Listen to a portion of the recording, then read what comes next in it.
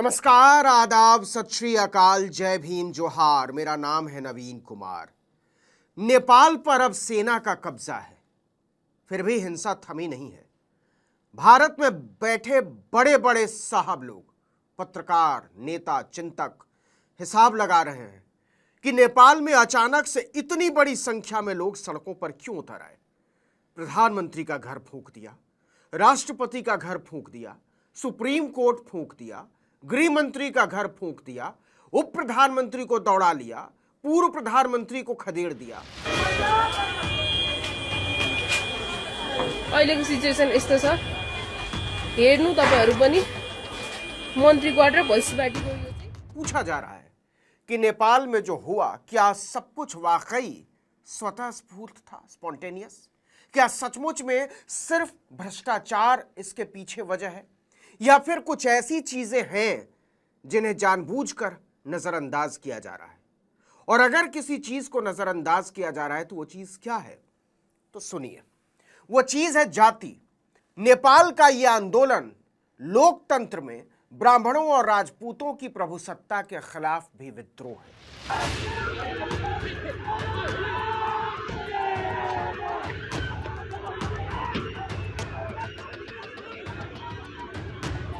गौर कीजिए, जितने लोगों के घर जलाए गए हैं उनमें से 90% ब्राह्मण हैं। भागे हुए प्रधानमंत्री केपी शर्मा ओली खुद ब्राह्मण हैं। राष्ट्रपति रामचंद्र पौडेल, जिनके सरकारी निवास को जनता ने फूंक दिया, ब्राह्मण। पूर्व प्रधानमंत्री और कम्युनिस्ट पार्टी के सबसे बड़े नेता पुष्प कमल दहल प्रचंड, जिनके घर पर हमला किया गया, ब्राह्मण।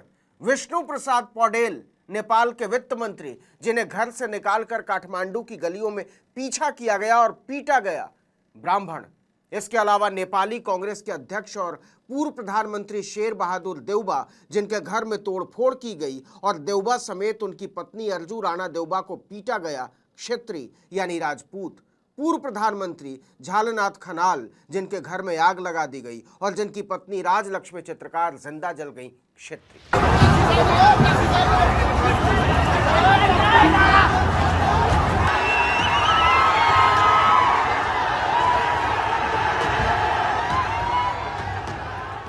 तो यह कहना कि नेपाल में भड़की हिंसा के पीछे केवल भ्रष्टाचार है, इसकी व्यापकता का सरलीकरण करने जैसा है। हकीकत यह है कि नेपाल की राजनीति में, न्यायपालिका में, अफसरशाही में, कारोबार में, दूसरे प्रभावी क्षेत्रों में जिस तरह से ब्राह्मणों और राजपूतों का लगभग एकाधिकार है, उसकी वजह से बरसों बरस से दूसरी जातियों के लोगों में एक गुस्सा पल रहा था।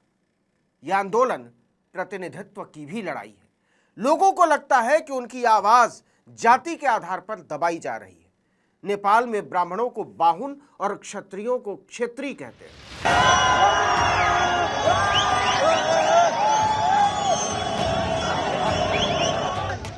इसे ऐसे समझिए कि नेपाल की 2021 की जनगणना के मुताबिक ब्राह्मण 11% और क्षेत्रीय 16% है। दोनों को मिला दें तो कुल 27%। लेकिन इन 27% लोगों का नेपाल को चलाने वाले 90% सिस्टम पर कब्जा है। दूसरी तरफ कामी, विश्वकर्मा, रविदास, धोली, मुसहर, डोम, खटिक, चनौत जैसी जातियां जो आबादी का लगभग 70% हिस्सा बनाती हैं, राजनीति में, न्यायपालिका में, पुलिस में, प्रशासन में, कारोबार में उनका प्रतिनिधित्व 5% से भी कम है। यह कोई चमत्कार नहीं है कि इस हिंसक आंदोलन के बाद नेपाल के लोग काठमांडू के मेयर बालेन शाह को उम्मीद भरी निगाहों से देख रहे हैं, क्योंकि वो न तो ब्राह्मण हैं और न ही क्षेत्रीय। वो इसी पिछड़े तबके से आते हैं।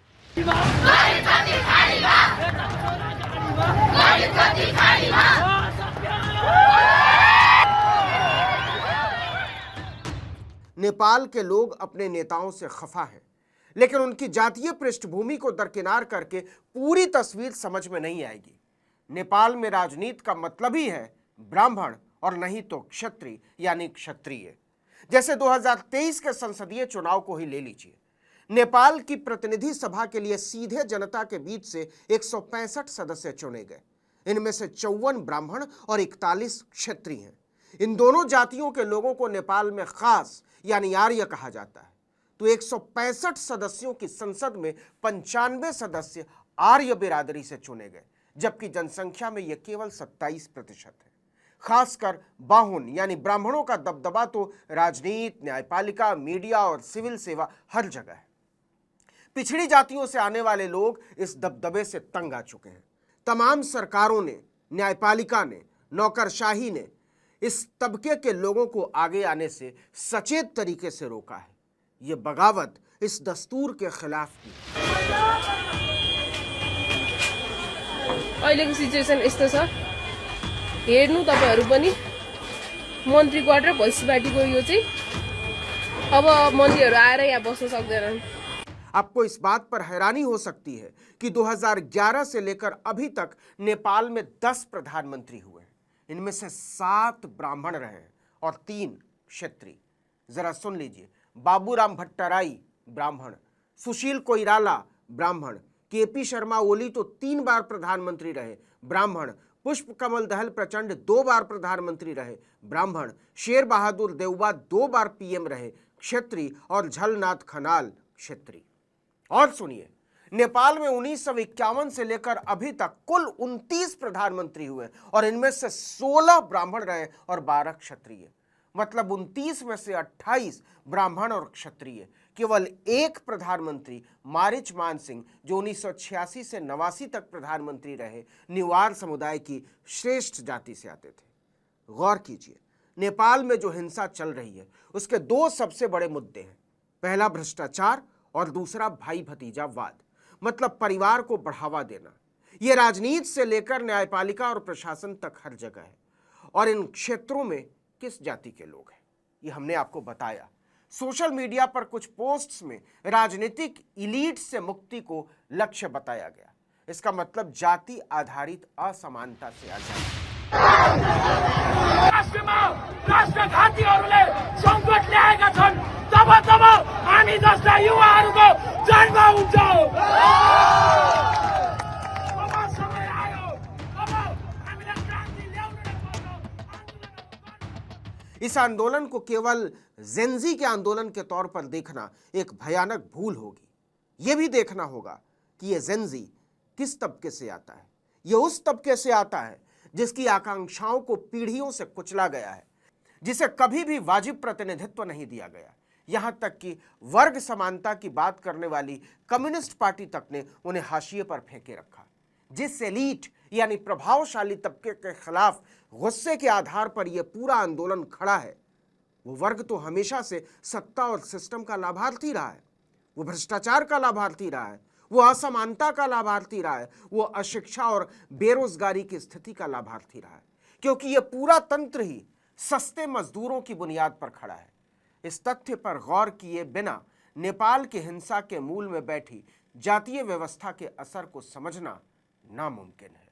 इस वीडियो में इतना ही, लेकिन अगर आपने आर्टिकल 19 इंडिया को अब तक सब्सक्राइब नहीं किया है तो फौरन कर दीजिए, बेल आइकॉन दबाइए, घंटी जैसी आकृति लाइक कीजिए और कमेंट करके बताइए हमारा वीडियो आपको कैसा लगा। हमारा ट्विटर हैंडल है article19_India और मेरा ट्विटर हैंडल है नवीन जर्नलिस्ट। नमस्कार।